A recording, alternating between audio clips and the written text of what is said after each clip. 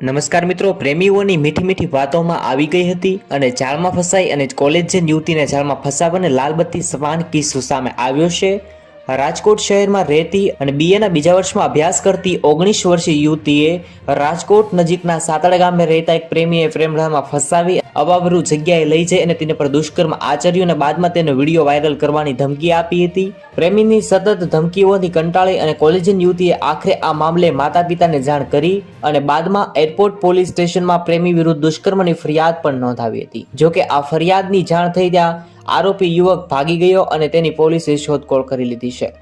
4 વર્ષ પહેલા વિજય સાથે થયો હતો પ્રેમ। આ ઘટનાની વાત કરીએ તો એસવાયબીએસ અભ્યાસ કરતી 19 વર્ષીય યુવતી 4 વર્ષ પહેલા રાજકોટ નજીક સાતડા ગામે રહેતા વિજય મકવાણા સાથે પ્રેમ થયો હતો।